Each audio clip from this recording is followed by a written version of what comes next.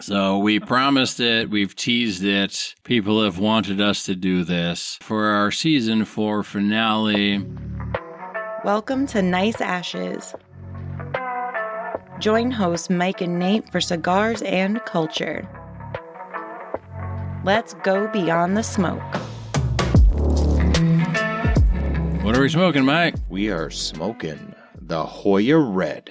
This is exciting, gentlemen. The Joya Black was so well regarded. I found this cigar at a random cigar shop somewhere in Minnesota. This cap is it's got potential. It's got potential. We're excited. So we have a special pour for the whiskey section. Nate is going to introduce it. But what are we doing here, Mike? The fuck are we doing here? What do you mean? We're going out of order? You talking about out of order? No. Why are we smoking a Joya Red? Why are we drinking what we're drinking? And why are we talking about what we're talking about? What is this? What are we doing here? End of season. This is the our cap. season 4 finale. Season 4 finale. When our finales sometimes get a little unhinged. Well, we're as unhinged as I've ever felt. Fine. We are there. Honest to God, this is our 4th episode we've recorded today. We started at 11 o'clock this morning. Something like that. And now it's past midnight. So this is midnight. Unhinged hours of Nice Ashes. The third podcast host is out there live and well. I'm not sure if you can hear her. You may or may not be able to hear. But the wolves, they hear her. I don't think it's wolf there. time. It's actually more like other dog time. But sure. She's out there. She's lively. She's letting us know. She's keeping us safe here at Nice Ashes Studio North. Safe. She's circling. Because we're still live. We're still in person. We are drinking the Glenlivet 12 years of age, so that means it's old enough for a Republican to fuck. Hey, that is correct. And also Democrats. I actually saved this bottle. I bought this bottle for this episode. Okay. Because we always have special bottles for our finales. Yeah. So this is a Glenlivet 12, came in a box. A very fancy box. I'm going to take my first sip of this before we even light up the cigar. But here's to the season finale. That is some good whiskey. That is some very, very fine whiskey. This is things that Walden wished he could write about. Yeah. I cannot imagine a better whiskey. Thoreau, I really. mean, not Walden. Well, no. Walden Pond. Walden Pond, but Henry Thoreau and the Sugar Daddy.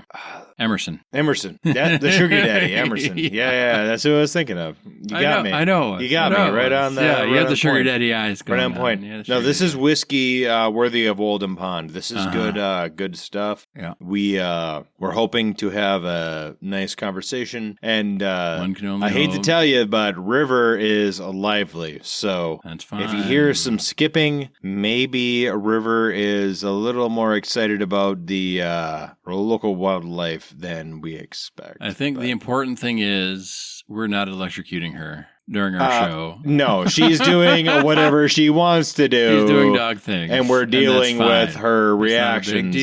There is no caller of any kind involved other than just making sure she stays on the property.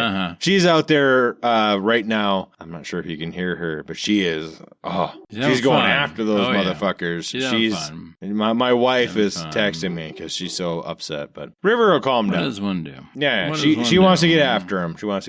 Let's light up this Joya Red and see what this is all about. The cap seemed to be intriguing.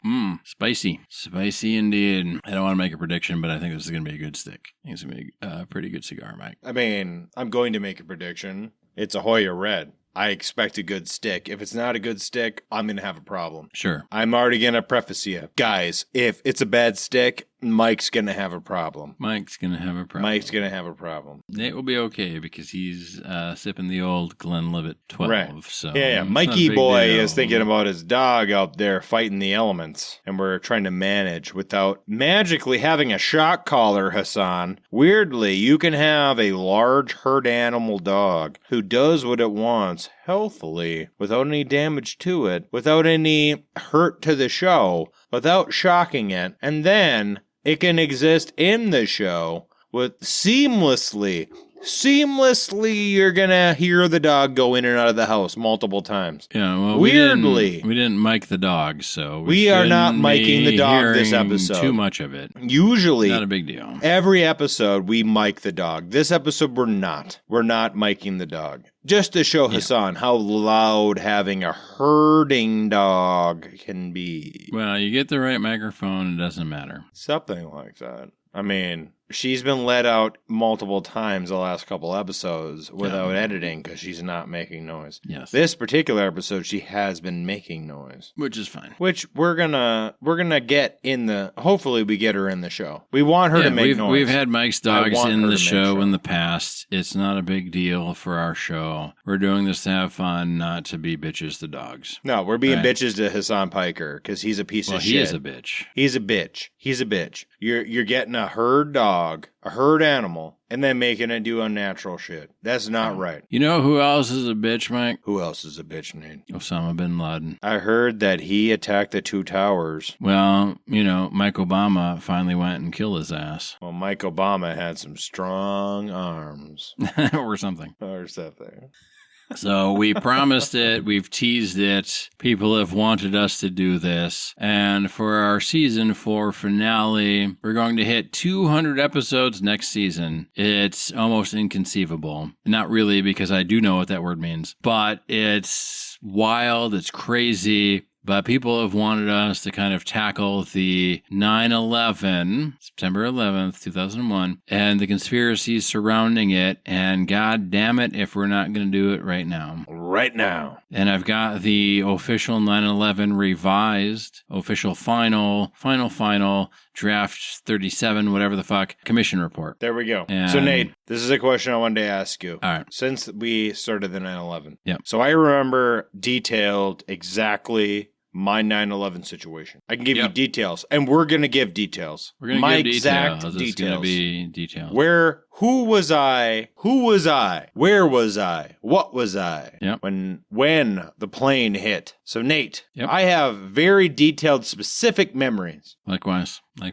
Where were you? What were you? Who were you? When 9/11 happened. Yep. I was a sophomore in high school. This was my second year in a new town. We had I don't know what you call him. He wasn't fully a full true high school stereotype, but he kind of also was. And it was in between classes, and he was laughing and talking about some idiot pilot hit a building in New York. And now I'm from a small town in Wisconsin. We had 89 people in my graduating class. We didn't know shit about New York buildings. This is 2001. He said some idiot in a plane hit a building in New York. And I went to, this was social studies, I believe is what they called it. And we went in and sat down, and we didn't know at that time, but the way he addressed the class, he said, something is going on right now. And instead of our regular curriculum, we're going to watch the news.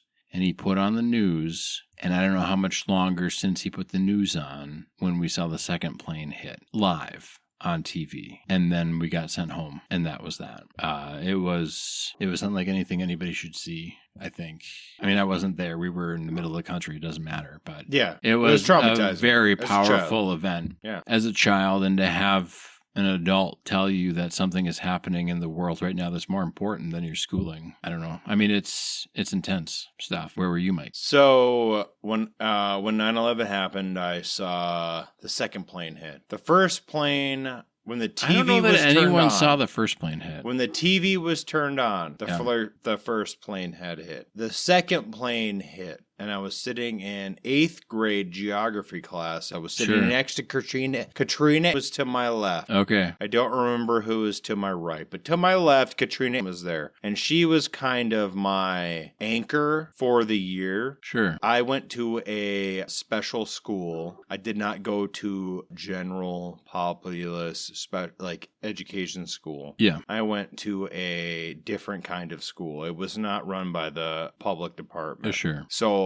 Katrina was kind of like my leech that was associated with me. And she was assigned to me to learn all of her school tasks. Yeah. So Katrina and I did every school class together. Sure. I was the smart kid and she was the dumb kid. And my job was to teach her how to do school. And we happened to be in geography class. Yeah. What the hell do they call that even more? I can't remember the exact term, but they had a term for it back in the day. Yeah. Where they put smart kids with dumb kids. Sure. And the smart kid took care of the dumb kid, and I taught the dumb kid how to do school. Yep. So we saw the second tower hit. I was in denial. Yep. I thought it was a joke. I thought it was a funny thing. Yeah. I thought it was like a stoogey thing. Yeah. And then they told us it was real. I was pulled aside and brought to the principal's office, and I waited there until about 10 in the morning, and my father called me. Yeah. And my father said, "Hey, Mike, I'm alive. I'm safe. I'm not dead," because they just hit the Pentagon, and where they hit the Pentagon was where my office was. Sure. So my father had an office in the Pentagon.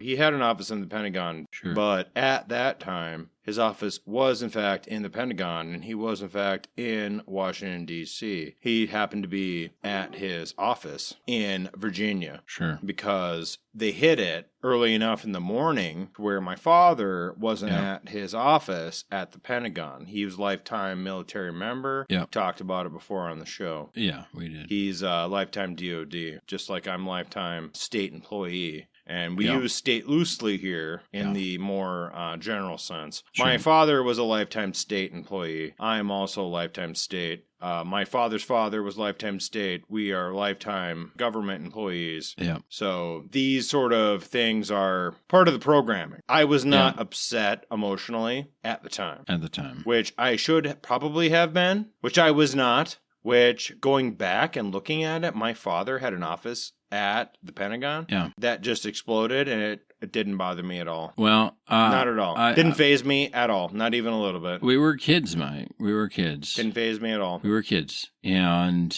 I've never seen my dad's office, and he worked for the state of Minnesota. He worked in the prison system. I've never seen his office. I've never gone to visit him at work. I mean, that makes sense. It's a prison. I've seen my dad's office in the state of Minnesota. Yeah. I've also seen my dad's office in Washington, D.C. Sure. As an adult. Yeah. He has an office, when he was a government official. He had an office there. Yeah. So he maintained an office. His personal office was destroyed during the September 11th attack. Yeah. But he survived. Yes. So he contacted me at school. I was in the office. I never left the office that day. Yeah. Because my father was a government employee. Yeah. He knew he was a government employee. And he called me from Washington, D.C. at the school. Yes. To tell me that he was unharmed. So I didn't get to see a lot of the footage because I was in the office waiting for my father's phone call because his office was in the Pentagon. Yes. And I remember that day. Yeah. To this day. I remember that day. I remember that day as to well. this day. Yeah. And I can tell you what I don't like is Islamic extremists. That's what I can tell you I don't like. Uh-huh. Yep. Yeah, Yep. I can tell you I don't like that. I don't like that either. Yeah. I think I can tell you that. And Mike and I both teared up talking about where we were on this day in our lives. And it was a very traumatic day, and I can imagine it's similar to Pearl Harbor or other events of national note. To some people. And I can tell you that the war in Afghanistan for me is that because I know guys that I went to college with who, like myself, our dreams were to become college professors. Yeah. We wanted to become dreamers of the future. Yeah. And that dream was dashed. Every single one of us who wanted to be college professors, every one of us had our dreams dashed because guess what wasn't going to happen, boys, in 05 and 06? A new generation of college professors. Yeah. We weren't doing that anymore. Nope. We were getting, what do they call them? Adjuncts. Your kids now, when they learn history and sociology and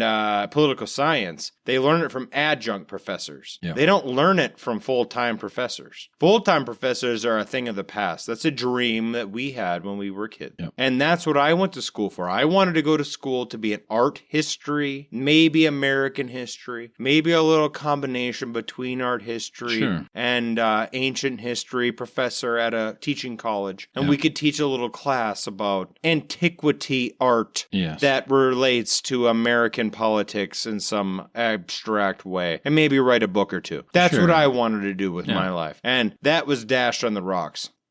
We developed from that failed venture. Obviously, I'm making way more money than that now. These things were possible before 9/11. You could be a dreamer and be an art history professor and live in beautiful in a beautiful world. Yep. And after 9/11, we had to have this sort of hard reality. And maybe I was a little more personally touched because I did have to go to the office because my father did have an office at the Pentagon. And he did survive somehow. And it's not even somehow. He didn't show up on time. Yeah. Like, the guys who showed up at 7 a.m, those guys died. Yeah. The guys like my dad who were there for a meeting. Yeah. My dad was there for a fucking meeting. He had an office at the Pentagon. His office isn't a full-time office. Yeah. My dad lives in Minnesota. He worked for Minnesota. Yeah. Right here. My Nate knows what my dad used to do, and many of the guys who are listening. But his main job was working for the state of Minnesota. He was an advocate for us. He had an office in the Pentagon, and he wasn't there that day because he had no reason to be there. My dad had no reason to ever really be in the Pentagon. No, yeah. But his office was bombed. If he would have been there, which he should have been, if he wasn't a lazy fuck,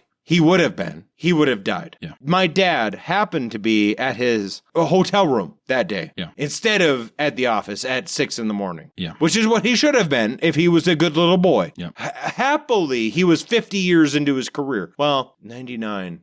30 years into his career. Sure. 30 of a 60 year or whatever. He joined at 17. So by 72 to 99. So what is that? Like 27, 28 years? Something like that. 28 years in, guess what he wasn't doing? Showing up to the office right in the morning, boys. He wasn't showing up to the office right in the morning, any boys. Because he was 28 years in. Yeah. And you know why he lived? Because he didn't show up to the office anymore. He's 28 years in. When you're 28 years in, guess who doesn't show up to the morning, any boys? The guy who's 28 years in. The junior guys. The junior guys, they show up. 28 years in, the junior guys show up. You don't show up. Yeah. You show up at noon because you're being kind to the junior boys. It's not because he was working. I know he was working. When he called me from his hotel room, he was working. But he doesn't show up to the office to give grace. He's giving grace to his underlings. Yeah. Because the young boys, they show up at 6. The old man, he shows up at 11. Because he's 27 years in. That's where he's at. Yep. That's why my dad lived.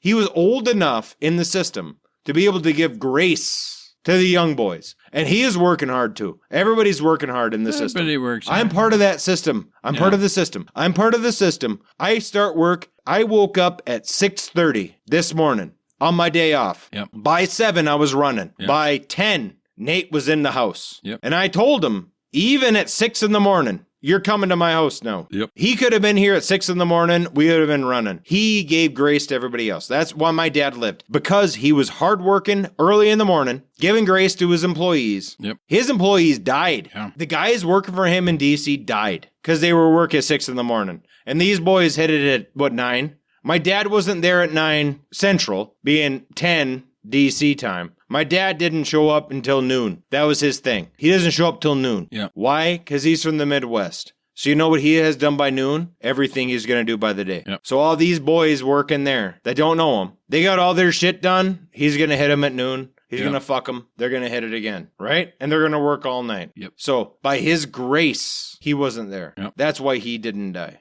So my dad should have been dead. My dad's office was destroyed by those fucking terrorists, scum. You know who I'm against? The Mohammeds. You know who I'm against? All the terrorists. Yep. You're never going to get anybody less sympathetic to terrorism than me. My father should have been dead. Yep. I got the call. I was like, all that 9/11 shit you got, guess what I got? In an office. Because my dad his office was destroyed. Yep. Not good, boys. Not good, boys. Not good. So I'm against it. You know who's more against it than anybody else? Me. Yep. Continue, Nate, because we're going to go... We're going to go hard. We had to explain where we were and how it affected us and how personal it is and was. I'm against it. And now we're going to go through the conspiracy theories behind it. And regardless of what you believe, and I've been reading the 9/11 Commission Report, the final authorized edition, and it's very interesting, but we're going to go through the conspiracy theories, and regardless of whether or not it was truly a full-blown terrorist attack by Al-Qaeda, whether it was an inside job, whether it was a pre-planned demolition, whatever whatever any of these conspiracy theories say, the fact remains that a lot of Americans died. It wasn't a good day. It was not a good day. It was not a good day for anybody. The fact remains, whatever you end up believing at the end of the day, whether it's the official story, whether it's one of these conspiracy theories we're going to talk about, a lot of Americans died.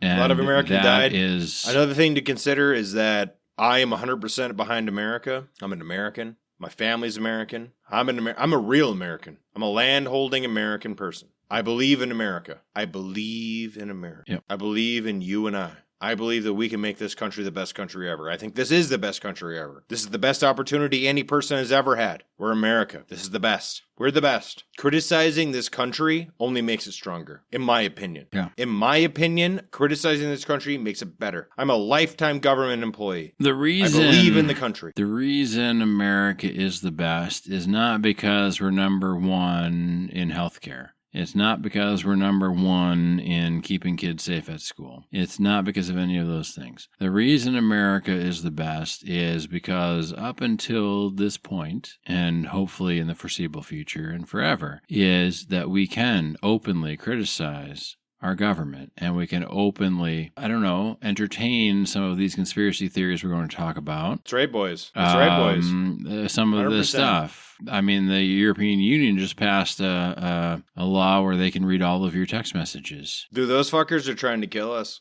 We got a 6 million man army right here in this Midwest of deer hunters. Yeah. I sent you those stats. There's a 6 million man army. Yeah. There's a 6 million man army listening to this show right now. We got to take it for us. Lakes and rivers, they belong to us. We were born here, they flew here. Yep. Everywhere across this nation. Yeah. I'm not joking. It's over. You're not it's joking. Gotta be over. It's got to be over. We can't understanding. accept anything less. Yep. Cannot accept anything less. It's got to be over. No weirdness. All the weirdness is in our souls. The weirdness should be in the bedroom, and everywhere else you goddamn should right. be normal. Should be real weird. Yeah. Fucking A. Fucking A. As weird as you want it. You know who's not weird in the bedroom? Fucking Islamic extremists. Yeah, they cut clits. They do. Yeah. I'm going to go through the kind of timeline of events, and then we're going to get into the conspiracy theories. And I know we're half an hour into the episode, just about, but that's okay. This is a sensitive topic. It's important to let everyone know that we lived through it. I don't know if I ever told anybody how serious that September 11th situation was to me. Yeah. My dad was in serious peril, for sure. I don't think I've ever told anybody that. I didn't know that until now. My dad was in serious peril. You've met my dad. He's a serious guy. Oh, he's a very serious guy. He remembered me, though. My dad knows everybody. I've met him several times. My dad's a smart guy. He's but sharp yeah, as a he's whip. definitely remembered he's a scary me guy. From the things. He's a frightening man. I don't think he's scary. But I'm also 6'6" and not intimidated by much. Yeah, well, you got strength of character. I'm not saying my dad ain't fucking I can't envision your dad being scary or intimidating. I'm saying I'm not the type of person that would lead him to be that way towards me. Right. So I'm going to walk you through the timeline of events. These are all Eastern times again. So 5:45 a.m., we have two of the hijackers, Mohammed Atta and Abdulaziz, pass through security at Portland International Jetport in Maine. Surely these guys were either from Afghanistan or from Iraq. Were they possibly from those two countries, or were they from Saudi Arabia? They were from Iowa. Weird how they got Iowa passports. No, and so I read this, I've been reading and I haven't finished it. It's a giant tome, and some of it is very interesting, and some of it is, of course, now out of date in relation to how America currently functions. But it serves as a time capsule of things of the era, of the time. This report was compiled in between 2003 and 2004, and they interviewed everybody. They have timelines for all of these terrorist assholes, where they came from, what airports they trained to get their pilot license. Some trained in Norman, Oklahoma, where I went to college, and some trained in Minneapolis, Minnesota. So to say that this is not local and had no effect on Minnesotans is incorrect. This had far-reaching implications across the country. It's almost like they were related to the Somali community that was here. Well, none of these people were Somali, as far as I know. They were not Somali. They were Saudi Arabia. They were Islamic extremists, and Osama bin Laden had been setting up his network over several years, decades, and all the individual members happen to be Saudi Arabian. Is that correct? It may or may not be correct. I don't remember exactly. That they were all Saudi Arabian. They had some last minute changes. Oh, okay. In who was from the being a Mujahideen pilot, who were trained by the United States. They were all Mujahideen. Yeah, shocking. As far as I know, trained by the United States. But the point is, it doesn't really matter where. It does matter, but it doesn't matter they're from, even though they attacked the United States and they were all trained by the United States, part of the Mujahideen. They were all part of I just want to go through the timeline, and then we can get into the Saudi conspiracy Arabian intelligence agency, man. who happened to all be trained by the United States. It's all a matter of coincidence that everybody I'm not saying it's coincidence. On September 11th was all trained directly by the United States. It was all very strange. And they happened to attack direct government buildings on that particular day. It's very strange. Go ahead, Nate. I'm just trying to add. I'm not trying to detract. I'm trying to add context for everybody so they understand exactly what happened on September 11th when the Saudi Arabian gentlemen who were all trained by the United States all attacked the United States. I understand. Well, regardless of where they came from, the point is they had to come here. Yes, they had to come here get their pilot licenses. Yes, to get their pilot license. To get trained. By the United States. Yes, and this report, this government report. So I mean, take that for what it's worth. It's a government report. It's a government investigation into how the government fucked up. Yes, about how these guys all got trained by the United States to attack the United States with the plane, who are all happened to be from Saudi Arabia, and the Mujahideen, who are all tracked by the United States. Yes, I'm trying to keep everybody abreast. Mike, I understand that. We're preparing. I want to just go through the timeline of the things that have happened. Yes, I'm trying to keep them abreast of the timeline. You haven't talked about the timing of anything. I just want people to know that a bunch of people from extremist Islamic organizations, all the Mujahideen, who are all from Saudi Arabia, who are all trained by the United States, came here all to paid by the go and get their pilot licenses. All trained by the United States, 100%. That's fine, all Mike. of it. Yes. It's fine. It's going to be a very long episode if you don't just let me do the timeline. I'm trying to explain. You've explained, and now it's time to go through the timeline. Okay. They all came here. They had a lot of personnel changes. They all had, it was really weird to read because they have like ATM withdrawals. They have like a lot of funding, phone call conversations. A lot of funding. They spent time with girlfriends, with wives. Almost like they're part of the CIA. Yeah, a lot of funding. Look, man, I'm just saying these people are doing exactly what the Japanese did in World War II. They're basically doing kamikaze pilot bullshit. Yes. And these people are living... United States under our dollars, Mujahideen. Okay. I mean, if that's all you want to talk about, then we can be done with the episode. And it's thanks for listening. So I'm trying to let people know that the report, even though it's produced by the United States government, it's a bipartisan committee that wrote this report. I'm trying to get through the timeline. These people, they're terrorists and they're terrible people. Yes. But it's interesting to me when they're saying that their final few days before they go and commit suicide and homicide and terrorist acts are basically doing what any other person would do on a regular day. Like, it did not faze them. These people are not sane people. They were talking to their girlfriends. They were making withdrawals to go buy cigarettes. They were, whatever they were doing, right? Like, whatever it was, I don't know if it was cigarettes, I don't know if they can smoke, whatever the fuck. They're getting halal food, whatever the fuck it is. It doesn't matter. It's like MK. They're trash MK people. Ultra mind control. They're trash people. Yeah, these guys are doing their normal shit. They're doing this, and they talked a lot about the Osama bin Laden fatwas. Yes, we talked a lot about it on the show. Osama bin Laden talked a lot about the fatwa. Yeah, but these people are people that were, 100% fully invested in, I guess, the mission of cutting the head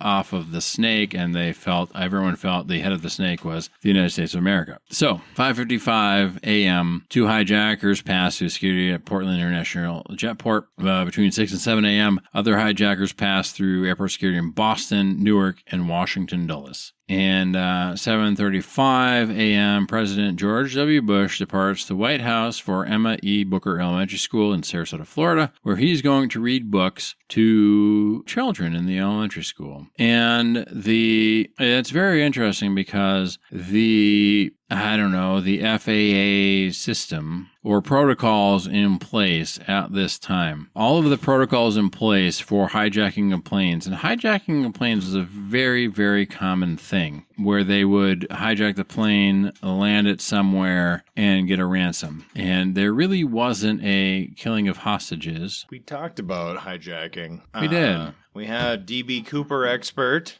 Yep. Yep. What was his name? I can't remember the DB Cooper expert's name, but gentlemen, we had a DB Cooper expert on the show earlier this Ryan. year. Insert name here. Ryan? Why would you bring it up if you don't know it? Well, Nate, you're going to insert it right now. Insert name right now. I can't do that. That's not how this works. Yeah, you can. I only do live shit. We've fucking been building up this episode for a long time because we've been, this is a scam. I didn't know you were going to hijack it. Ha, ha, ha. With all of the Saudi Arabia bullshit, man. Like, I'm not saying it's not true. I'm just saying, like, you can say it once, then we can get into the conspiracy theories. And we're 45 minutes into this episode. I'm sorry. And we're fucking around. And I'm not even, you're not wrong. You know what I mean? I hijacked the show with Saudi Arabia. The point is, so George W. Bush, president at the time, going down to this elementary school. He's going to read stories to kids, right? Very PR kind of thing. Whatever the fuck. Doesn't matter. The point is that the way the FAA was set up and the way everything was set up is they were expecting planes, not as missiles, not as bombs, right? They were expecting external threats. So when we talk about scrambling fighter jets, part of the thing is the system was not set up to deal with an internal threat turning planes into projectiles. That was beyond comprehension of anybody in the United States at the time. Which is a lie. Which is a total lie. Well, we're going to get into the conspiracy stuff later. Total lie. Every game theory is explored. Sure. Go ahead. Nate, I'm not trying to derail you. I know you're not trying to derail me. I'm trying to give a timeline and overview of things that happened for those of us, not us, but for those listeners that might not have been alive or of a conscience. A lot of us weren't consciously thinking about it at the time, eh? That's for sure. I know. It's a mass psychosis event. And I were old enough to understand what was happening, but potentially not the full implications. No, the full implications didn't hit us until later. It was a mass psychosis event. They hit us with it, for sure. It was a thing. So basically what happened was we have American Airlines Flight 11, United Airlines Flight 175. We have American Airlines 77 and United Airlines 93. And the thing was that the outlier of these four flights was United Airlines 93. They took off 45 minutes late. The hijackers did not care. They pushed everyone to the back of the plane, and they didn't care that they were using the in-flight phones to call home. What the hijackers didn't realize with United 93 was that at that time, everybody else in America was aware of the first plane hit. It had already happened. By the time United 93 took off, the first plane hit had either already happened or was minutes away from happening. So by the time they were airborne and had access to their phones, by phones I mean the onboard phones. Their cell phones were a thing, right, but they were not allowed in flight. They were not really that advanced to be able to even connect to a tower at that time. But not at the time in the air. Not to the extent where they do now. Yeah. So it wasn't like people were tweeting people saying, oh my God, look what happened. Yeah. It was they made a collect call or a prepaid call to their family members from the plane and found out that the other plane, potentially also the Pentagon plane, had hit. Potentially even the second tower had been hit. And United 93 decided to fight the hijackers. And the only reason United 93 decided to fight the hijackers was because the hijackers didn't give a shit. They were calling their family members on the ground because they felt that their mission was already cemented. It was already a win wherever they were going to hit. And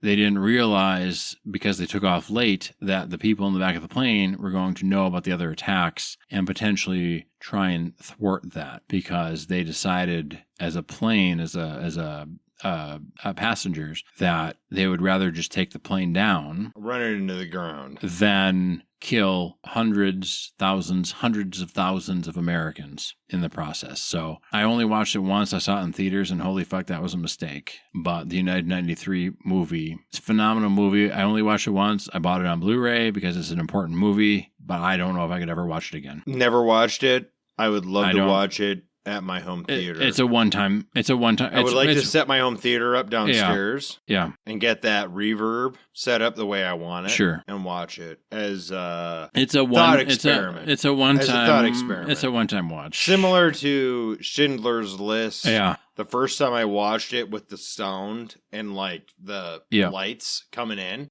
you really only need to watch Schindler's List one time to really know it's bad things happened. You don't need to think a whole lot. It's terrible. Terrible things have happened. Shit, really. Like evil things happen in the world. Stalin, hero, villain, both things. A million deaths are a statistic. A single death is a tragedy. Kind of numbers. Kind of. These are facts. This United 93 movie is powerful. Let's do a cigar check. I've never watched it. I would like to watch it now, but in a theater recreation, which I'd like to do it downstairs. Yep. You've seen my downstairs. I'm going to set it up. You see how I set it up. Yeah. I'm going to try to create that environment, a sound environment. We've talked about Minnesota Nice and Upper Midwest Nice and Not Showing Emotion. And we saw it. I went and saw United 93 in theaters, and it was powerful. It was not a dry eye in the house. Okay. And it was... Maybe I should see it at the Empire if they do it. At the Empire or something.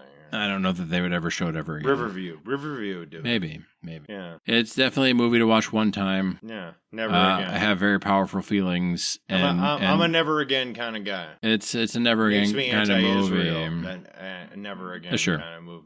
Let's do a cigar check, and then I'm going to kind of skip the full-on timeline. It's good. The cigar is good. Yeah. Go for it. Great. 100%. Okay. So basically, the whole point of what I've read so far in the book is that they turned off the transponders. They tried to communicate to the rest of the cabin, the rest of the plane, but they accidentally broadcast to the towers. Yeah. And so they said, we have bombs, stay calm. There's no evidence that any of the passengers ever heard those messages. It was only the towers that heard those messages. They would turn off transponders, and then they were trying to raise the planes. They were trying to go through the protocol they had at the time, which is have other planes look for that plane to see if it was in distress. They really weren't expecting multiple planes being hijacked at the same time to be used as weapons at one time. Not civilians. The civilians weren't expecting. Potentially even these FAA operators and the tower operators, they weren't trained on that. No, they weren't briefed on that. Trained on there that, might have been people in the government that had been considering such a possibility, but the attack happens and it wasn't part of the SOP. They hit the towers, exactly, and they hit the towers and they scrambled jets, and the jets, the fighter jets went and started flying over the ocean towards Europe because they thought it was an external threat. Nobody told them what the threat was. Nobody really knew what the threat was. I remember at the time they thought that maybe we would have an external exchange with Europe via missile launch from Maryland because, of course, people are so fucking dumb. They don't really understand the majority of our nuclear force is in the Midwest. Yeah. The nuclear force of the United States is in the Midwest. Yeah. We have data set external to that, which we'll talk about on the show later. But they thought that maybe there would be real nuclear exchange from Washington. For some reason, they thought that Washington had nuclear weapons. That's how dumb people were at the time. In 01. Yeah. They were so dumb. They thought that we had nuclear weapons in Washington, D.C., which is not how it works. It's not really how it works because you have fucking critical flight altitude, and we have a whole nuclear exchange system. Well, we do, and the not reason part why of is fucking weird terrorist attack. No, it's we don't just do that. You put them in unpopulated places because you're mitigating the liability of the danger. You need a certain flight altitude to hit certain places, right? Strategic targets. For those who are listening, concerned about nuclear attack, I have an inside source again through my life. Yes, the biggest weakness of our nuclear defense system are the people who have to push the buttons. Yep. Because they want their children to live. Yep. So the biggest protection we have against a nuclear annihilation with the Soviets, with the evil Soviets. With anyone. And the guy who told me this was anti-Soviet, 100%. But he was pro-Russian. Yeah. Anti-Soviet, pro-Russian. Documented. Anti-Soviet, pro-Russian. There's a documented Soviet hero, let's call it what it is, who got a radar blip that looked like America, in the height of the Cold War, had launched a nuclear weapon towards Russia. And instead of doing the countermeasures that he was trained to do, said this must be incorrect. They saved the world. And did not launch a counterattack. And it was not an attack by the United States. It was a radar blip. It was a system error. And cooler heads saved modern life. And those cooler heads basically. are hicks in the sticks. Yeah. Guys living their lives. Yep. Trying to bang pussy and drink vodka. They drink vodka. Yeah. On both sides. Yeah. On both sides. On of that any exchange. side. It doesn't matter. Yeah. Well, the North Dakota side, Uh-huh. I know those guys. Yeah. And by knowing the North Dakota guys, Yep. you know who I know? The Russian The guys Soviet side. that are I know the those same, guys. I know those it's guys. similar Latland. They're the dudes, fucking right? same Like, dudes, it's bro. the same. Like, Similar there's a guy just environments. like me in Yeah. Russia. There's a guy just like me in Russia. Yeah. Mikkel. Mikhail, if you understand that basic fact, there's a guy just like me. Yep. Just And like you. Just like You're you, like the you. listener. Yeah. Listener. Yeah. There's a guy just like like me. you out there Yeah. in Russia. Guess what we're not doing? Killing each other. Guess we're not Hopefully, doing? Cutting yeah. clitorises. We don't care. That is true. Do you care? It's No. too cold. You need all the skin No. down there you can have. No, you know what I want? My wife to be strong. I want her to be Yeah. strong, independent woman. Yes. The problem is we haven't talked about any of the conspiracy theories yet. And I have the conspiracy theories listed out, and I have the official refutation from the 9/11 Commission report. So Mike is the conspiracy theory guy. I am the official government stooge. We're going to get into the 9/11 because We're gonna we do it. know it's a We're lie. gonna do it. We know it's a lie. I was going to go through the whole timeline of events, but My at the end of the personal day, friend it died in doesn't 9/11 matter. as part of the 9/11 conspiracy. Anybody who died in the Gulf War. The whole Gulf War is a conspiracy based on 9/11, guys. Why would we fight the Gulf War if not for 9/11? Why would we fight anything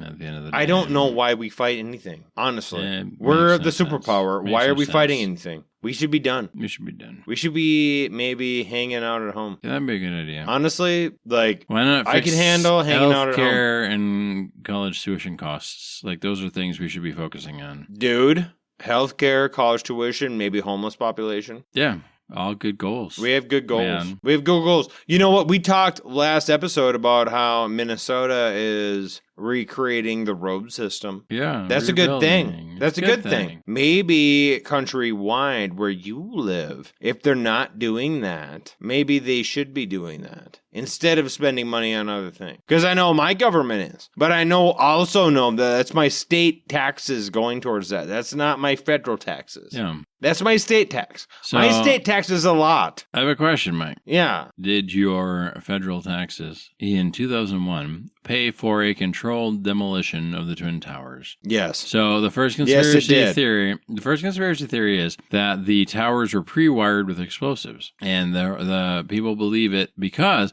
the towers fell like controlled demolitions. Observed collapse looked symmetrical and rapid, so explosives must have been placed in advance. It looks suspicious because the collapse rate, pulverization, and reports of molten metal and energetic residue. Do you want to talk about this conspiracy theory before I give my refutation? Nate, what I know is that planes flying into steel do not melt steel necessarily, and Building 7 magically fell down, and Building 7 had all the documents that the Dude, federal Building government 7 was just using sucked, to... right? Building 7 it is a just problem. sucked. Building 7 is a problem. I know that my friend Jordan, he says that it could melt with the heat. It could melt with the heat. But Building 7 happened to have all the documents for all the federal government documents that they were under scrutiny for at the time. And it magically fell down. So, to clarify some of this stuff, the World Trade Center is a multi-building complex. And only 2 got hit by planes. They had the North Tower and the South Tower, also Building 11, Building 7, whatever the fuck, right? Like, whatever. Building 7, right? But they were all commissioned by the Port Authority. The person who designed them, the architect who designed them, also designed a building in downtown Minneapolis and also designed Pruitt-Igoe in St. Louis. I know apparently there was a passport that survived, but not steel. And also Building 7 Yes, there is that. But the architect, World Trade Towers, destroyed. Pruitt-Igoe was condemned and destroyed by an implosion, controlled implosion.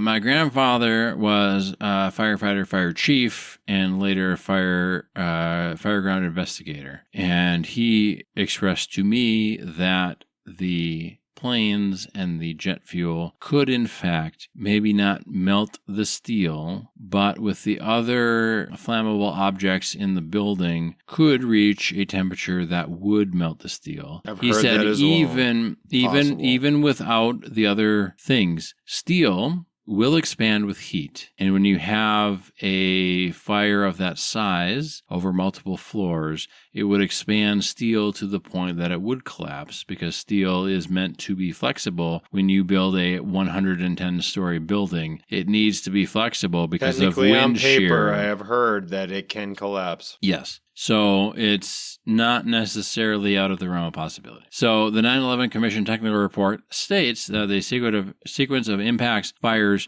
and structural damage to the floors and columns says that it's completely plausible. The detailed engineering explanation comes from NIST and FEMA, and they concluded that the towers collapsed because of aircraft impact damage, plus massive prolonged fires that weakened floor trusses and exterior columns, producing progressive collapse. And the NIST modeled the impact damage, loss of fireproofing, progressive structural failure, and found no evidence of controlled demolition charges. Again, this is a government agency investigating the government agency, responsible for the government agency things. I've also heard that those same things are true for Building 7, that the wind force, not wind force, but shear force from the destruction could cause upper level damage on Building 7 that would cause it to have massive structural failure, because Building 7 being so low, without the exterior control, would have caused massive building failure.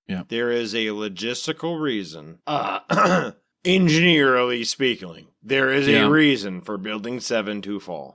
There is a logical reason. That's our next conspiracy. We're going to talk a little bit more about Building 7 is a bigger problem than the main 2, because the main 2 got hit. But we're Building going to talk 7 a little is bit a mystery. more about Building 7 in this next one. But again, these are things that, this is almost the best. I know from engineers that I've talked to specifically about this issue, because I have been very interested in this. There are engineers who are very legitimate, who have told me that Building 7 could collapse from the sheer force of Building 1 and 2 falling. I want to tell you a little story real quick. Tell me, please. I went to college. Yes, I did too. End of story. No, I'm just kidding. Yes. I went to college for being an architect. Did you really? I did. I went for art history and history, so that tells you what I know. Well, just like so I want to carry this out a little bit. I eventually switched to film and video. Got a major in film and video and a minor in architecture. I had enough architecture courses to get a minor in architecture. One of the first things I learned in architecture school was that everybody hates architecture. And they're all a bunch of alcoholics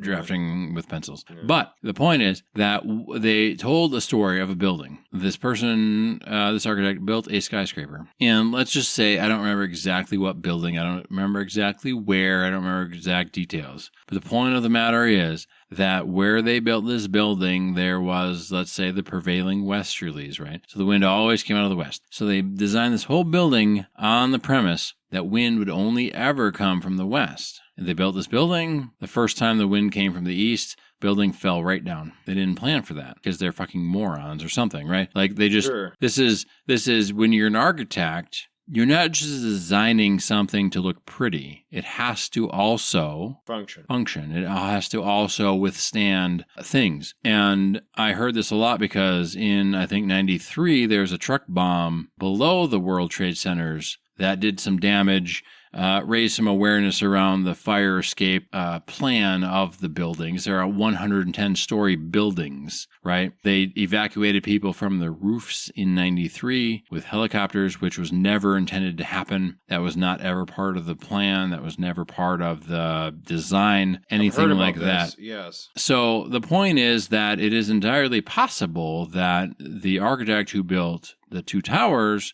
designed those to withstand certain wind forces, certain other forces, but never designed Building 7 to withstand the same forces because it was inconceivable at the time for both towers to collapse and create their own, gravity or wind force or what have you. So it's not out of the realm of possibility, but like I was going to say earlier is like 9/11 is almost the perfect conspiracy theory hotspot because it doesn't make a whole lot of sense. It came out of nowhere for a lot of Americans. Potentially, government officials were aware, potentially not. But in the grand scheme of the American zeitgeist, it came out of nowhere. And it was very surprising and shocking. And a lot of people don't understand how buildings stand or function. They don't understand that a building, like the Empire State Building, sways, 6 to 10 feet all the time.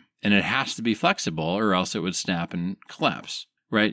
There's some coefficient there of flexibility that buildings need at a certain height to not collapse just Absolutely. On the fact of being a tall building. So a lot of people don't understand that, and that's fine, but I feel that fuels a lot of these conspiracy theories because they don't quite understand the mechanics or the physics of a lot of this. I don't understand the physics either. No reason for me to. Mhm. That is not part of my trade. That is very true. I don't need to understand it Yes. at all. Well, I understand. So the next one is World Trade Center 7 was demolished. Collapsed late in the afternoon. No plane hit it. It had to have been a bit of controlled demolition. Do you want to say anything extra about Building 7? No. Okay. We've already talked enough about it. The 9/11 Commission report refutes it by saying that the Building 7's collapse required technical analysis and the detailed technical investigation was done by NIST, and they concluded that debris from the North Tower ignited fires in Building 7, and those fires burned uncontrolled for hours, sprinkler systems and outage issues, and thermal expansion and subsequent failure of key interior columns led to an internal collapse and progressive exterior collapse. NIST explicitly states it found no evidence of a blast-initiated or controlled demolition and explains the probable collapse sequence. So, Also, Building 7 happened to contain all of the IRS documents about our government and their corrupt shit previous to 1990. Well, right, and that's... it happens to be the government building that had all of the government fucking bad shit about the post-Cold War government up until that time. I mean, it's just a coincidence, guys. It's a coincidence. Well, it's all the dirty programs. I mean, that's... all the dirty programs. For the point of years. what we're doing here is we're looking at what happened. We're looking at conspiracy theories. Yeah, it happens to be. But if you look at it, it can logically happen. And you look problem, at Occam's razor, for the simplest explanation is most likely the truest. Yeah, it could be. It could be. It could be that they took advantage of the situation and purged things that would be likely that they knew what was going on. Potentially. I know they have in this report, and this is you can get this for super. I think I paid $3 for this on eBay. This book, the report, the commission report, and it's not hard to find. It's not hard to find. It's online for free as a PDF. It's not a secret. It's not a secret. They go through the events, what happened on the planes. They go through the terrorists, how they were recruited, how they spent their time before the hijackings. It goes through all of this. It goes through why the fighter jets that were scrambled were 12 miles offshore before they were told the target was Washington and they needed to patrol the air over Washington, D.C. The fighter jets were looking for, they weren't informed of what they were looking for. They said, we need you to scramble. They're coming for D.C., so their programming or their plans were to fly over the ocean to intercept any foreign objects, foreign fighters, foreign missiles, foreign planes coming towards Washington, D.C. We're not saying they're misdirected, but they've been directed. They weren't necessarily misdirected. Their protocols did not include commercial airliners being used as missiles or bombs. Which is what happened, which they knew was happening. Which is what happened. They did not know at the time. They did know at the time. What this report made clear to me, if you believe the report, of course, right, was that one of the biggest misconceptions in the American population was there was plenty of time to counteract what these planes were doing. And some people went on record and went on public channels and said that there were 20, 30, 40 minutes, an hour of time that could have been used to prevent this. The only thing you need is a gap. Potentially. They if you're said, game planning, the only thing you need is a gap. You only need a gap. However, the way things were set up with the different, and, the FAA and NORAD and whatever had regional control centers. And some of these flight paths, they all originated from the East Coast and they were all going to Los Angeles or somewhere in California. And by the time that they dropped off radar, changed their transponders, whatever the fuck, it was minutes between that instance where it would, with the protocol at the time, alert people to do things. It was minutes between that happening and the plane hitting. True. And you can scramble fighters, and I don't care if they're going Mach whatever, you're not going to intercept a plane that is 2 minutes from crashing into a building. We're not attacking everyone. We're saying there was a gap. Potentially a gap. And, the interesting thing is this report walks through the gaps and it says that the FAA and NORAD or whatever the fuck, the agencies were grossly inept at dealing with this sort of situation. Which is interesting. Because of the regional centers that needed to communicate, they weren't communicating. United Airlines and American Airlines, they had control at the time. And we talked about this with the DB Cooper. The airline had a basically blank check from the government up to $200,000 or something to deal with hijackers. They had limit. Yeah. They did not really have what if your plane's used as a weapon. What if your plane is used as a weapon, as a tool, a part of a military-industrial plan? Yeah. I mean, they didn't really have that protocol, and these different agencies no protocol, but there is their a protocol. own. Well, these airlines had their own internal protocols. Plus, they had reporting protocols to the government agencies, and these things all take time. There's a plan for everything. Again, the way that this Why did we attack Iraq? Why did we attack Iraq? Man, I'm just trying to tell you how things were at the time. Why did we attack according Afghanistan? To this thing? No, Nate. You know why we attacked? I know. We're talking. We're trying to avoid. We're not trying to avoid. We're on the third conspiracy theory. Nate. We haven't even got through the third one. But I'm telling you. It's a conspiracy. I'm against it. And I'm against it. I'm for you, brother. Yeah. I'm against it, and it's a conspiracy. Okay. Can we get through the rest of the conspiracy theories? I know. We're trying to get through it. I'm sorry. No. I'm trying to get through it. You're trying to go Mike on it. Yeah, okay. So, which is fine. Okay. It's all good. I want to get through the conspiracies. Yeah. This book sets up, if you haven't read it, it sets up kind of the government agencies and the way, like, have you ever tried calling the fucking government? I know you have, Mike. It's a long road, when you get someone, they're very helpful, but it is not instantaneous. It is a slow process. Yeah, they know what they're doing, but it's a slow process. So when all of this stuff is happening, this is of these agencies that they're investigating in this report is kind of out of the purview or out of the planned instances that these agencies have. There might be other people in the Pentagon, in the government, in whatever, that have war planned these things, have war gamed these things. But it's not these people at the agencies. These are 8 to 5 people. They're not involved in the plan.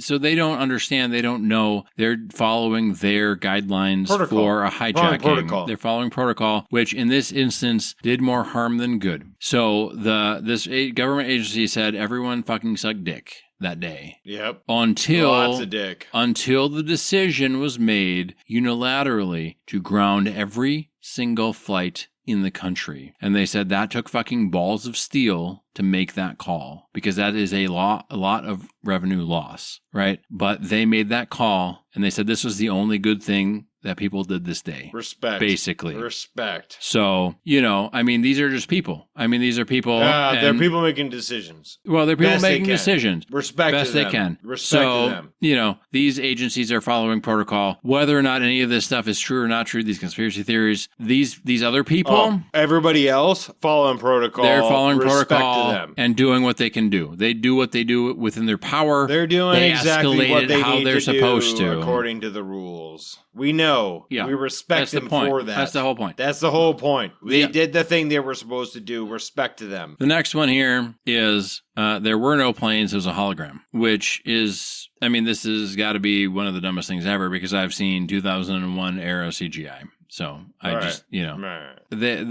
the refutation is that there are radar flight paths and ATC transcripts, and they know where these planes were. They know that they hit these planes. They didn't go land these planes in a field somewhere and then they put them in Area 51. They know these planes hit. There's radar evidence to show that these planes hit. Yes. Okay. So this one's kind of bogus. The number 4 is the Pentagon was a missile or small plane, and that 757 did not hit the Pentagon. That's a lie. We know that's a lie. Well, we know that's a lie, but People died. We're talking about one of the conspiracy theories. So sure. They say that with radar and flight data for American Airlines Flight 77, eyewitness accounts that it hit. I know there was quite a bit of damage. Talk at the time. There was talk at the time, even like the day or the day after it happened, that they said, well, why are we finding like a jet engine over here when it should have incinerated upon the hit or whatnot. So there's been a little, like the Pentagon one is maybe one of the outliers of the attacks. The next one is Flight 93 was shot down by U.S. military. And the interesting thing is the 9/11 Commission report talks pretty in depth about whether or not the fighter jets in the air had the authority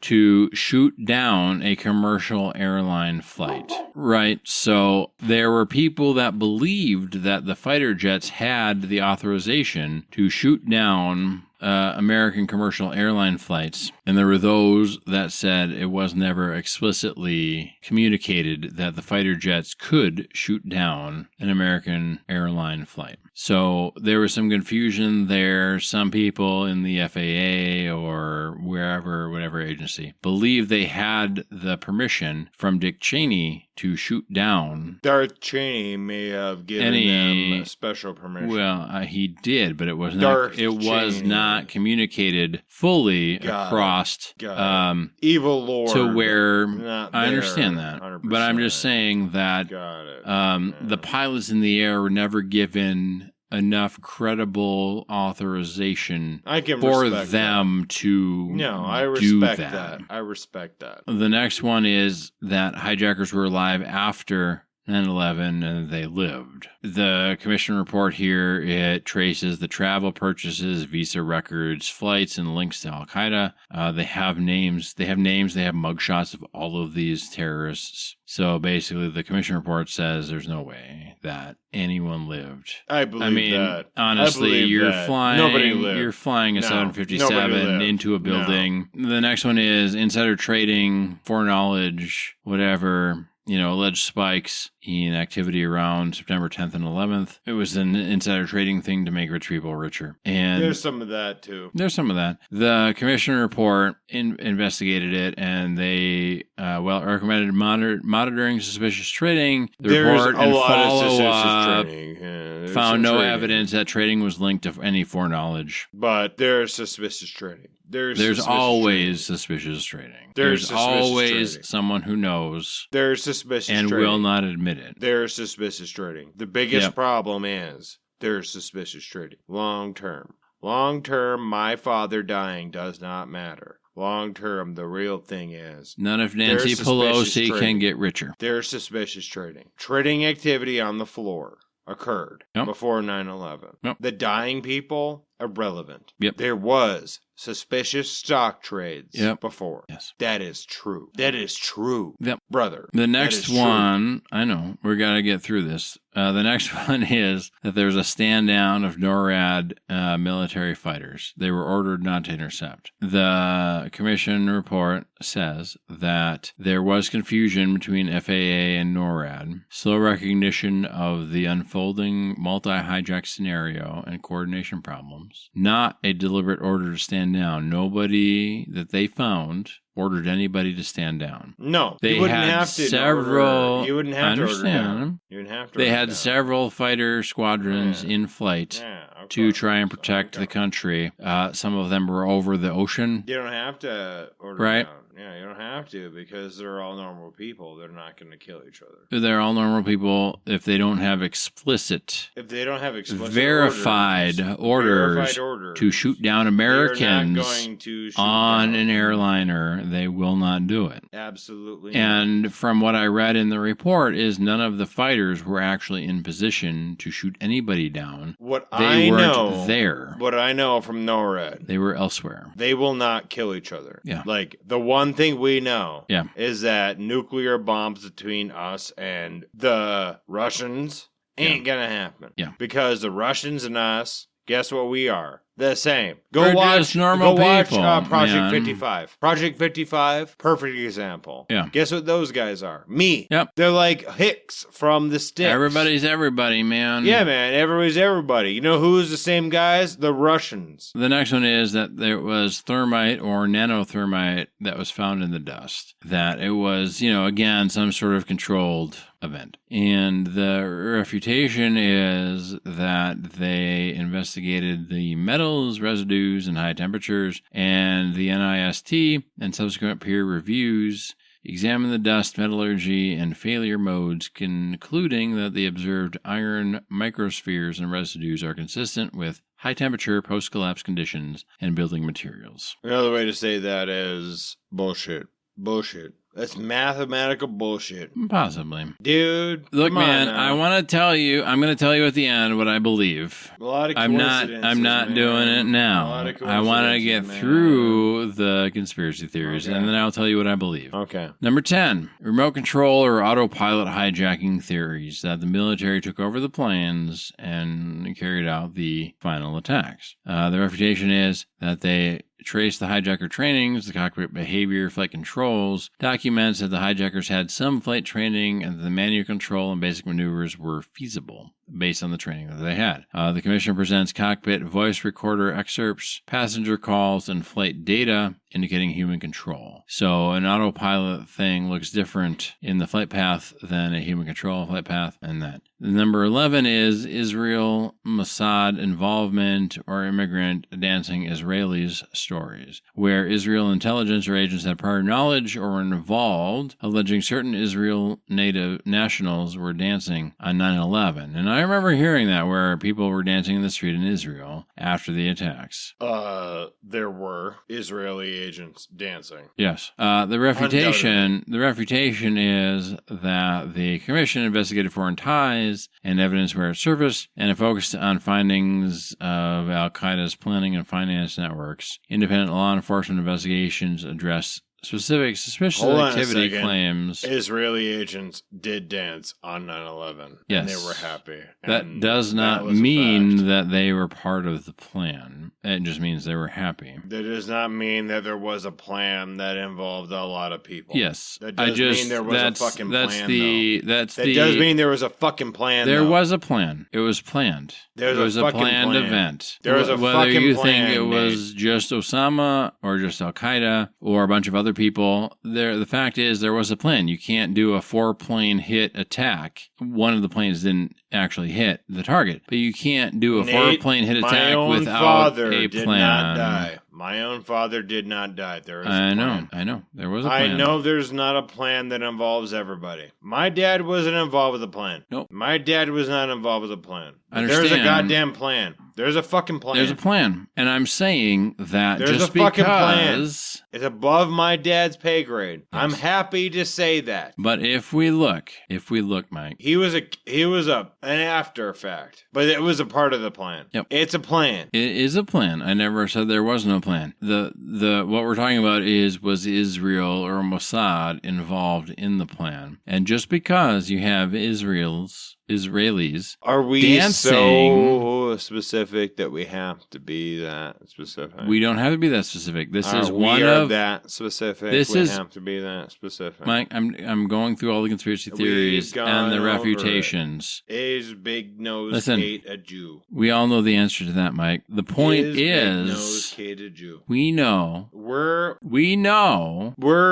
Midwesterners. Proven, we don't think that way. It's proven that Israelis, yeah, we're dancing in the street. They're right fucking there. No, listen, we know Israelis were dancing in the street. They were happy about the attacks. You're dancing us closer to danger than I ever did, hey. I just want you to listen. And we've talked about this several times. This is a very personal... I might be a foil that you're fighting against. No, maybe. I'm not fighting against anybody. I'm just saying that... Maybe a foil. We have talked on the show several times about correlation does not equate causation. No, but there's a cause. And I understand there's a correlating factor. I'm telling you that people that hate America dancing in the street because America got attacked. Because we're against it. We're against it. We're for America now. People. We're for America now, hey. We're always for America. We're always for America. Us on the show, we're for America. People who hate America dancing in the street because America got hurt does not mean they were looped into any sort of plan. But we're for America necessarily. We're for America, 100% for America. We're 100% for America show. Sure. You're talking about anti-American shit right now. I'm not talking about anti-American shit. I'm just saying. We're not trying to get into any political situation. Look, I'm telling you, all I'm saying is people that hate America dancing in the street because America got hurt does not mean they were involved in the planning of the attacks. We're only for America. We're 100% for America. You might even say... We're pro-America. Pro-America? We're pro-America. You can say that. We're pro-America. Yeah, you can say that. Yeah, we're going to say we're pro-America. Telling you. We're pro-America. Let's just say some... As a show, we're pro-America. Every 100%, we're a pro-America. Let's just say some bumfuck country. Okay, we're just going back. Okay. Well, no. Let's just go Rwanda. Rwanda. What does Rwanda give a fuck about America? If there's a fucking Rwandan who hates America... We're pro-America, and we're 100% pro-America. Understand that. But let's say there's like a Rwandan... I'm a dipshit. I'm just trying to say, we're pro-America as a show. Sure. If there's somebody who's not in the Middle East... who hates America and they're dancing in the street because America got attacked, that does not mean they were privy to the plan to attack America, necessarily. That's all I'm saying. What we're saying right now is we're 100% pro-America and there's some anti-American shit going on and we're going to be pro-America right now. So let's go pro-America 100%. Let's go pro-America 100%. I'm saying 100%, even if we go, you're 100%. Going mega on me and I don't like it. Yeah, we're going to burn. But bitch, we're going to go pro-America. We're going to pro-America right now. I'm against it. I don't like 100%. We're against. No, you're not anything talking. Anti-America. We're pro-America. Where are we going at? Pro-America. Nate, where are we at? Pro-America. I'm saying that you can be pro-America, and you can also have in your mind that people who hate America dancing in the street does not mean they perpetrated the attacks. Does not mean they were looped in on the plan. Okay. Right? And this plays 100% in... pro-America. Mike, I understand. Mike's all-America. All-American. And that's good. So I don't know how much more we can talk about. We're wrapping this up into America. We're not. We're wrapping it up into the envelope of wrapping America. it up because because Mike is done talking about this. And No. it's getting a little frustrating, Mike. No, I want you to be honest, I want with you to expand America. I want you to get expanded upon America. I don't know what you want me to say about America. What is better about America? We're American. Where's America? I'm trying to tell you that you can be pro-America and you can understand that people that hate America would dance in the street regardless of who did whatever to whatever, right? Pearl Harbor happened. I'm sure there are people in other countries dancing in the street. We don't have the social media accounts of that because the time was not right for the internet, right? That doesn't mean that they helped plan the Pearl Harbor attack, just like people dancing in the street, happy that America got injured, got hurt, got attacked, doesn't mean that they were privy to the plan, doesn't mean they helped aid in the plan. It means that they're pieces of shit. It means that they fucking hate America. It doesn't mean that they did it. Right? Yes. That's the whole point. Correlation and causation are two different things. Not the same thing. They can be happy we got hurt. Doesn't mean they did it. So my dog is barking. Doesn't mean that she's talking. Well, yes. Yeah. What I believe about 9/11 is that people knew in certain sectors of our government. Yeah. And they did nothing to stop it. Yeah. I don't believe it was holograms. I don't believe whatever, but I believe people knew and people did nothing to prevent it. Yes. And they used it as a catalyst to expand the war front, the enemies, the countries, to their own financial personal gain. Regardless, and this is what I said at the very top of the episode, regardless of what you believe about 9/11, American people died. Yeah. And it's a fucking tragedy. And horrible. we can be upset about that, and the truth will eventually, hopefully, come out. The truth will out, hopefully, my God. Guys, this is what I'm trying to put out there. This little snippet is going to go out on the internet. And now hear my dog. She's whining. She wants to hear. She wants to come back. She wants to read the 9/11 She wants to come back to the Commission 9/11 log. She wants to come back to my life. She wants to come back to me and talk to me. Because my little girl, my little dog, she wants to do the thing. Well, you can't talk and walk away from the microphone. Yeah, you can. Yeah, yes, you can. My dog. If you want to be heard, you cannot. My dog wants to come into the house. Oh no. Well, go get her, Mike, and then come back we're and gonna we'll go wrap get her, the episode. But we're gonna get. The world is not right. The world is not right. Never said it was. The world is not right. Never said it was. We were only investigating. The 9/11. Well, the conspiracy theories versus the official government report, and of course, the official government report is going to tell you whatever the government says you should believe. But there are from an apart. Nate and I are gonna take a little glass right here. We have fancy liquor. Glenlivet 12 year age. Glenlivet 12 age. Yeah. It's not too delicious. bad. It's not too bad. It's delicious. Yes. We have to say that we have Glenlivet 12 here to give us our bit of reality check. Yes. But I can tell you, who gentlemen. Okay. It's strange. Very strange. Can we say it's strange? Can we at least say it's strange? What is strange, Mike? The world is strange. The life that is fair. That is a fair assessment of the world and of the political environment and of everything. What I can tell you is, gentlemen, we have to start talking to each other. Way more than now. Way more than now. This is bizarre. We're in bizarro land, hey. Nate is taking puffs off his cigar. He's having puffs on his cigar that I don't have. Whose fault is that, Mike? My fault. You smoked too fast. I smoked too fast. I lost the joy of the cigar. That thing is what we need to gather collectively. The joy of the cigar. The joy of the cigar. The joy of the thing. The joy of the thing. Yeah, enjoy the thing. We went to an event tonight. We did. The joy of the thing. We enjoyed the thing. The joy of the thing. I enjoyed it more than that stuck-up woman with her kids. Yes. Yeah. Yes, you did. The thing that Nate maybe will take more than anything is the power of my animal. Sure.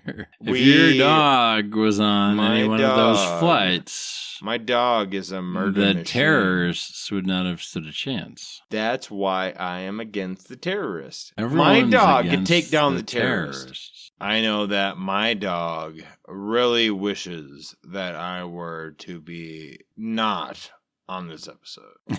She really wishes. Well, we that both I put would out be our cigars paying attention to her so, instead of paying attention to Yes. the No. cigar. Yes. So, 2 questions for you, Mike. What do you believe about 9/11? What's your theory? What I believe about 9/11 is This is the first of 2 questions. What do you There's believe things. about 9/11? there's things. 9/11 exists. There's things. Okay, There's deep, deep things. sure. Next question is, what are your final thoughts on the cigar? Good cigar. Yes. The Joya Red. Definitely, we're breaking away. Listeners, the right side of my reality is breaking open. It's like a burst of energy. We cannot handle even the amount of energy to the right side of my life. I don't know Right what now. that means. What does that mean in a 5-point scale for the cigar? It's a 3.5. Oh, okay. 3.5.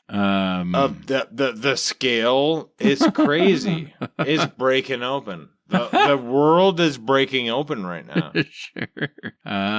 You know what? I really enjoyed this cigar, and I wish that it would have been earlier in the day. The side of my That makes life sense. is breaking open in an open wound right now.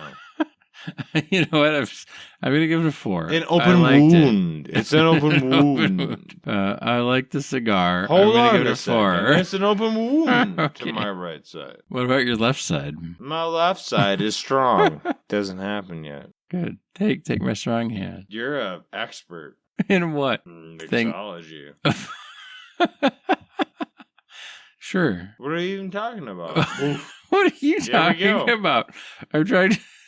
woof, woof. What are we even talking about? Woof, what are we even talking about? Hopefully, everybody liked the season finale. We'll catch you next year. It'll be the first Wednesday in March. The death of America. The death of society. I didn't bother looking it up. We'll catch you the first Wednesday. The death of all living things. That's what You're we're not talking about. even talking into a microphone right now. I know, but we're not talking about a microphone right. My dog is dead. Your dog is not dead. It's right there. Talking to your microphone. Tell everybody you love them, and you'll see them next season. Hello, everyone. It's not that I don't love you. It's not that I don't need you. It's that we're on the brink of a societal change. Just tell them we'll see them next season, Mike. If you hear me next season, it's because of your choice. We're already on the end of our civilization. It's already dead. It's already over. If you're listening, it's already over. It's already over. You're going to protect yourself. Now, What if they're not listening? if you're not listening, Isn't it already- you're fucked. Is it already over for them? Right now, we're talking bare minimum. Right now, we're talking bare minimum. We're talking bare minimum. You're alive now. Good luck. You're good. Good luck. Good luck. Good luck, and thanks Good for luck. listening. Thank you we'll for catch listening. you next Yeah. season. March. luck. First Wednesday Good in luck. March. Mike wishes you luck to the highest possible extent anyone could ever wish luck upon another person. Yeah. That is what Mike wishes No, for you. I hope you. I hope you goodwill. I hope you goodwill. I hope you goodwill. Goodwill and peace on earth. to men. I live on Mike Land. I live Mikelandia. Uh-huh. I'm just doing work. I don't think that He it's does gonna do matter. the You're work. fucking dead. And on that If you're fucking uplifting listening to this, note- you're fucking dead. Well, I think you're still alive, everybody. It's all okay. We went to a dark place. It was a dark episode topic to end the season. It was probably most likely an inside job, but regardless of what you believe about 9/11, a lot of Americans died, and it's a tragedy. And it was a You're PTSD. not alive. You don't know what's going on.